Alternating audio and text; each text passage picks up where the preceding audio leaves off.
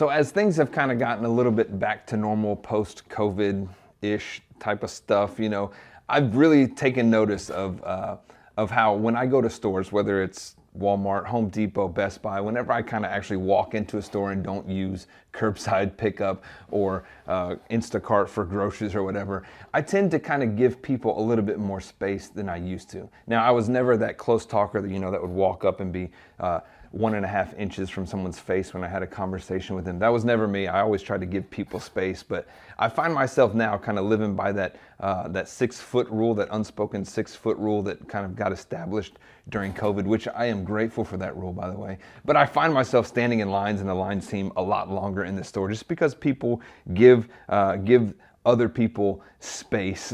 And that's something, it may be new to us, it may be a new concept for us, but it's definitely not a new concept for God. It's definitely not a new concept for Jesus. Jesus is continually always making space for people. And so why don't we join Jeremy as we kind of wrap things up on this Christmas Eve service, and we dive in and take a look at how at Christmas time Jesus has always been making space for each and every one of us, for you and for me.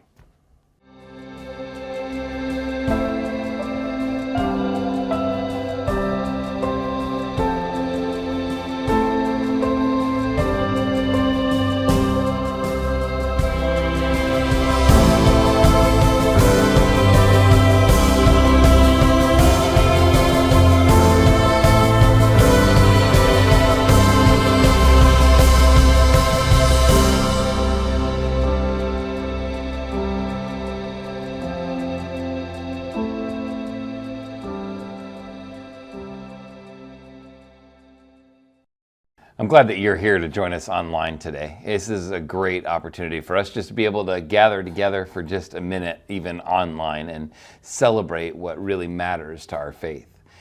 I'm sure that if you're here for the first time, or maybe you're kind of thinking about coming to church kind of as 2022 begins, maybe you've got a lot of questions about this group of people. We say this a lot around here, but this is not a group of people that used to be people like you. And we're not a group of people who just tolerate or put up with people like you. And we're not a group of people who try to fix or change people like you. This is a group of people who are just like you. Every single person that is a part of Journey Church has parts of our story that we wish we could do over or change, things we wish we would have done differently. There are parts of my story that I wish I could select and delete and forget they ever happened. But here's the reality. That every single person who is a part of this already has at some point in their life felt like they were an outsider.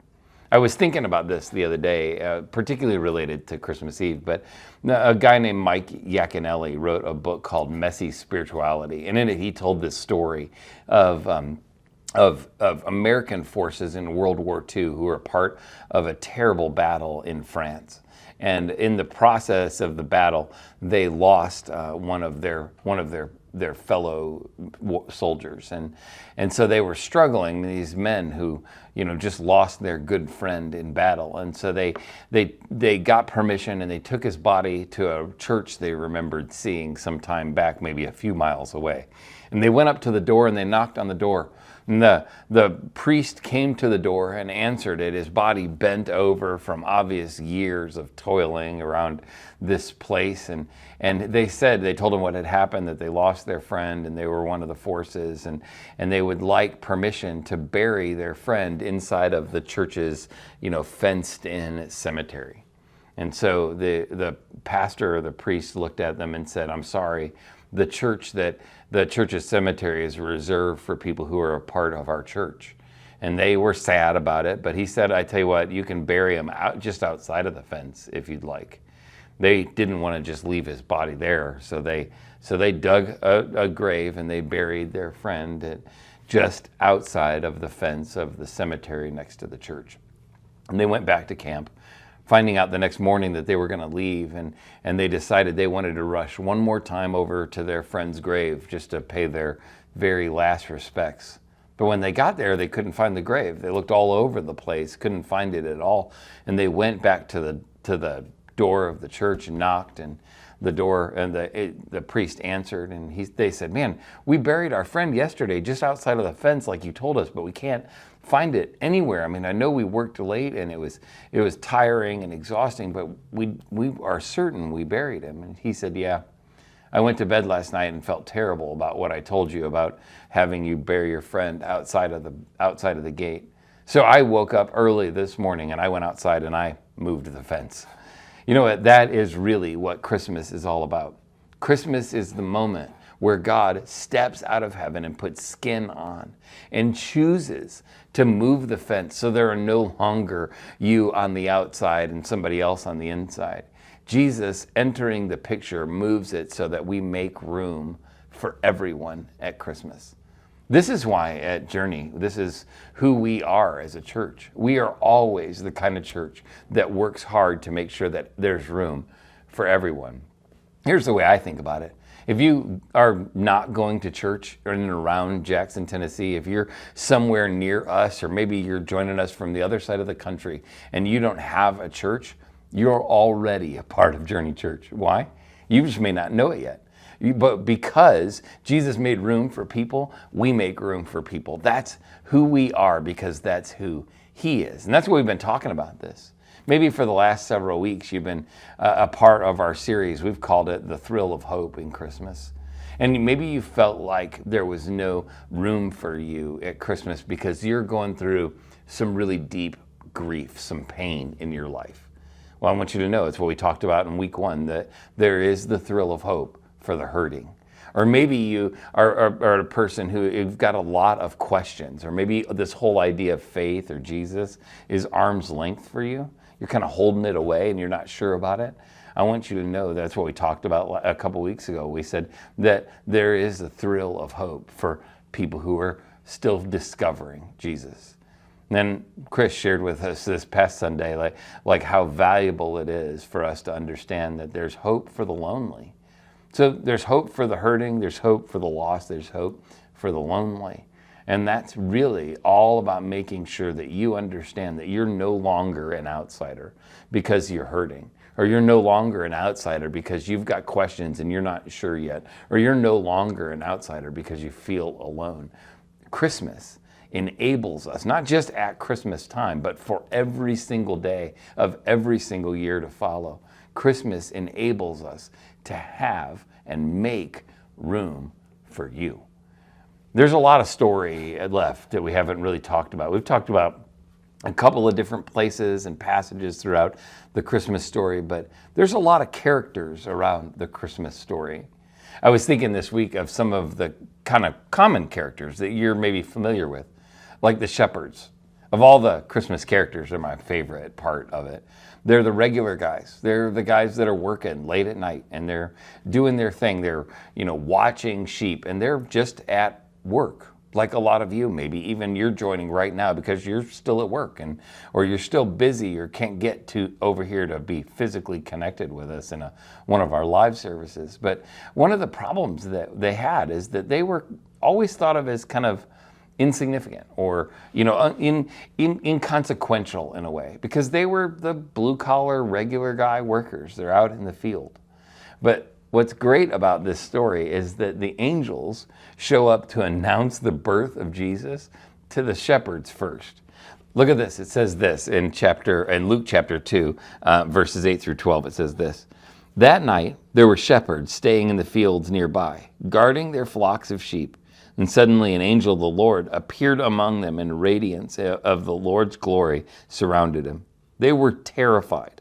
But an angel assured them, 'Do not be afraid,' he said. 'I bring you good news that will bring great joy to all people. The Savior, yes, the Messiah, the Lord, has been born today in Bethlehem, the city of David.'" There's a few interesting pieces of this that I just mentioned really quick. First of all, it's pitch dark and you're at work out watching sheep.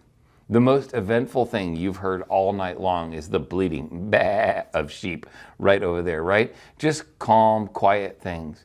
And you're kind of on high alert, listening for the roar of a lion, right? Or something that is going to come in and damage your sheep.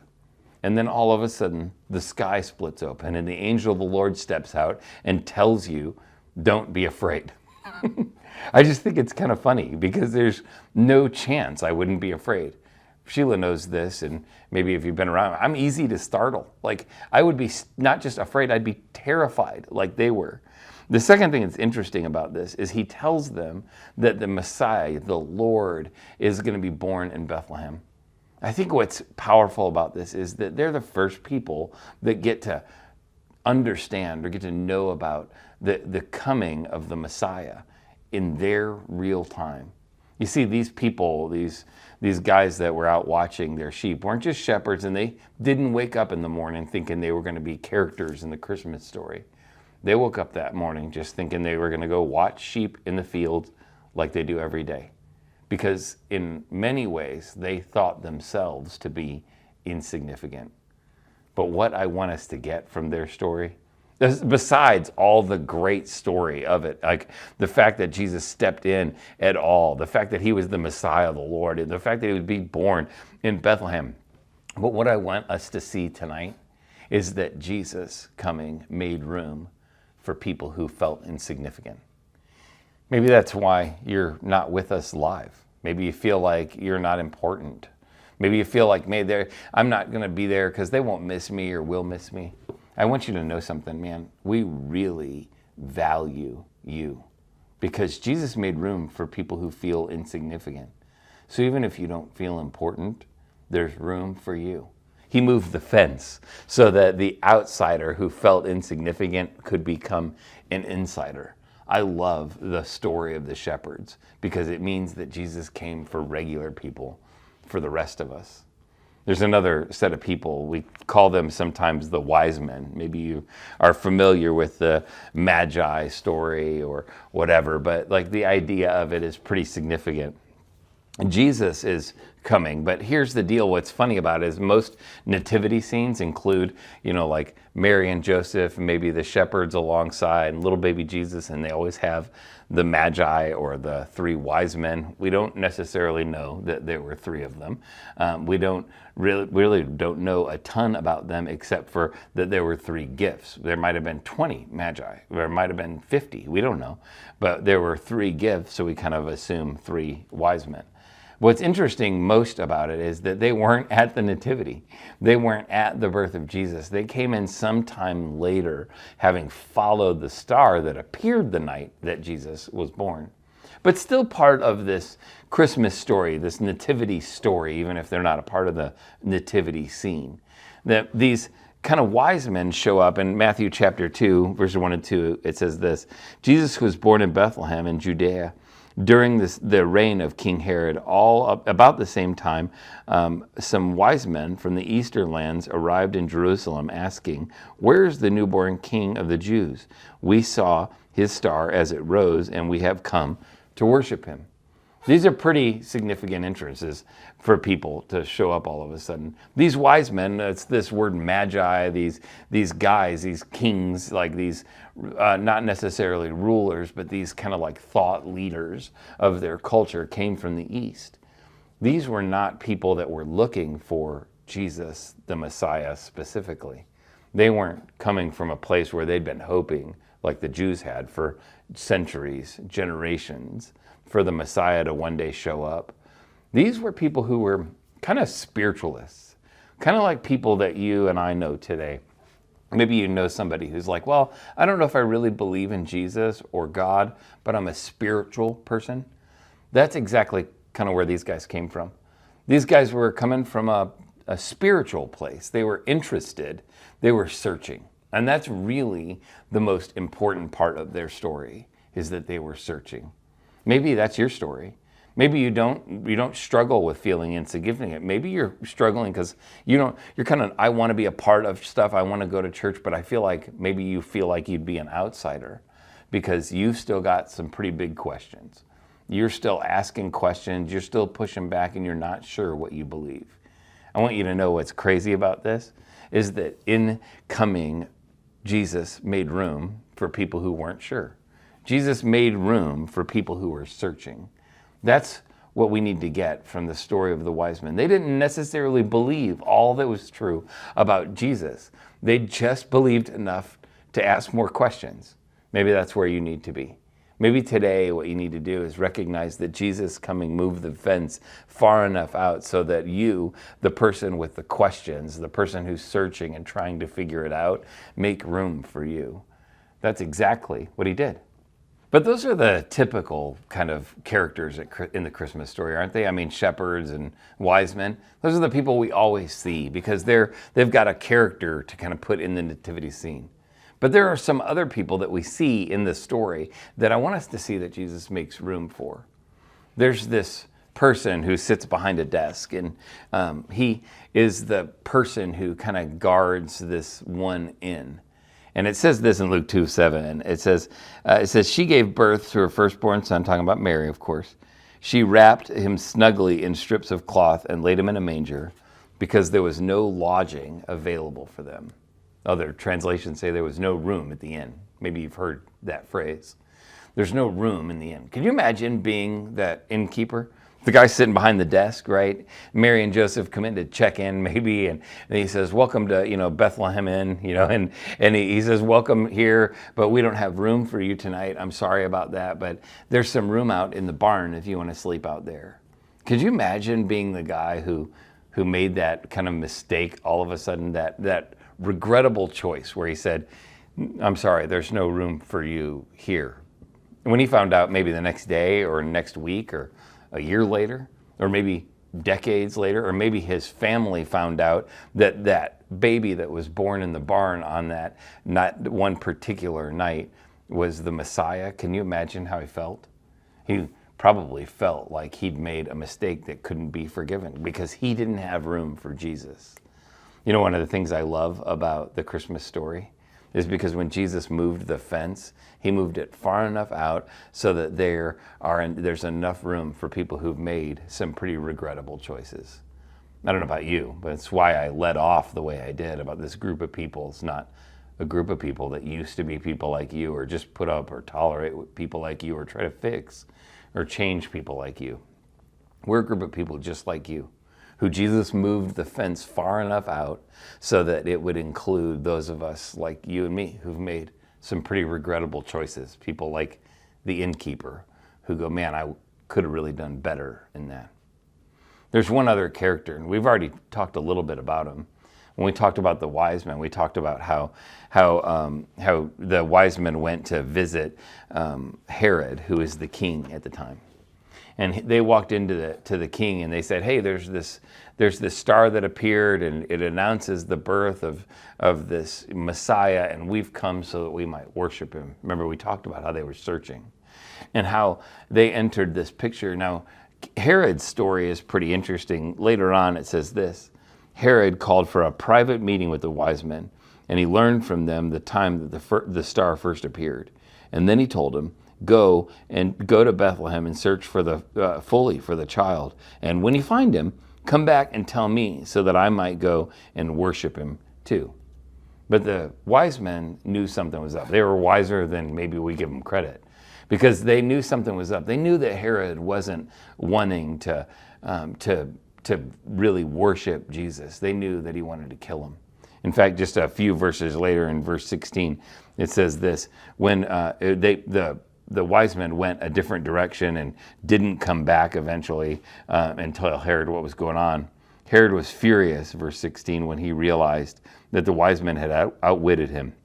He sent soldiers to kill all the boys in and around Bethlehem who were 2 years old and under, based on the wise men's report of the star's first appearance.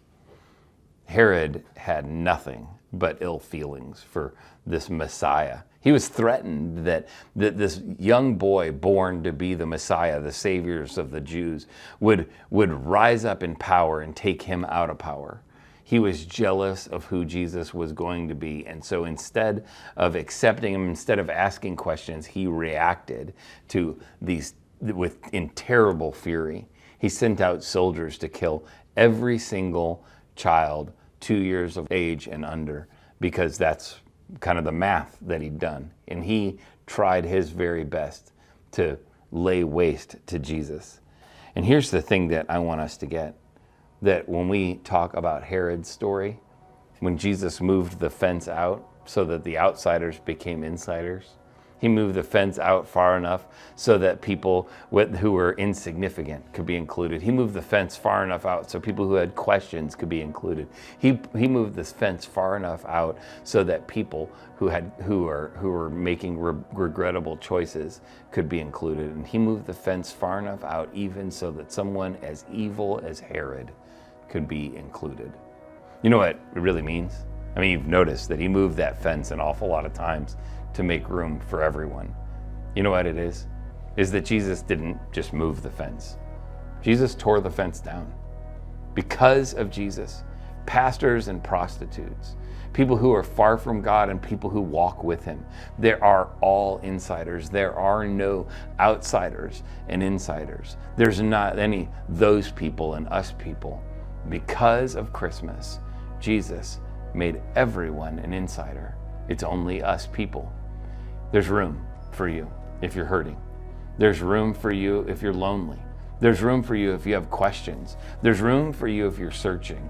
There's room for you if you feel insignificant. There's room for you if you've made regrettable choices. And because of Christmas, there's room for you no matter what your story. We believe here at Journey that one of our best codes, one of our highest valued codes, the codes that we live by, we believe here at Journey that Jesus changes everything. Because Jesus didn't just move the fence, he tore it down. I hope you have a great Christmas.